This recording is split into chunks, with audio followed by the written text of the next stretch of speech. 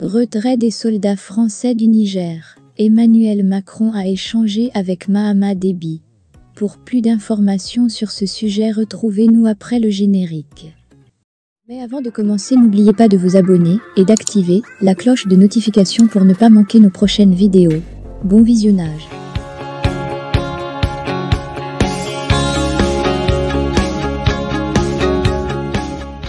Poussée à quitter le Niger après un putsch en juillet, l'armée française doit évacuer 1400 hommes et leur matériel. Cette délicate opération logistique, lancée récemment, doit en grande partie passer par le Tchad, dirigé par le jeune président de transition Mahama Idriss Déby. Une discussion et de nombreux dossiers chauds. Les présidents français Emmanuel Macron et de transition au Tchad, Mahama Idriss Déby, ont fait le point mercredi sur les crises régionales et le retrait des forces françaises du Niger, a indiqué l'Élysée. Ils ont échangé sur l'ensemble des dossiers régionaux, dont le Soudan, la Libye et le Niger, ainsi que sur le retour en France de nos moyens militaires, a précisé la présidence française.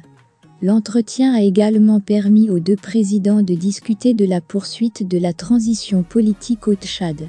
Poussée à quitter le Niger après un putsch en juillet, l'armée française doit évacuer 1400 hommes et leur matériel en majeure partie via le Tchad. Les militaires s'envoleront pour la France depuis N'Djamena, tandis que les convois de matériel rejoindront le port de Douala, au Cameroun, en traversant des zones abritant des groupes djihadistes. 6 mois pour quitter le Niger.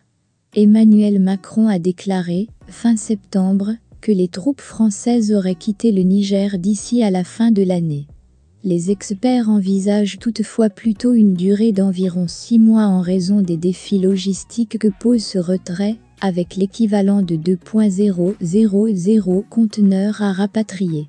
De premiers départs de soldats vers le Tchad ont eu lieu le 11 octobre. Autre sujet chaud évoqué, le Soudan, où la guerre a éclaté le 15 avril entre l'armée dirigée par le général Abdel Fattah al-Burhan et les forces de soutien rapide, FSR, du général Mohamed Hamdan Daglo. Les deux chefs d'État ont, sur ce point, évoqué la crise humanitaire liée à l'afflux des réfugiés soudanais. Mais comme l'a indiqué un conseiller tchadien cité par RFI, nous n'avons pas les ressources et les infrastructures pour prendre en charge des centaines de milliers de personnes.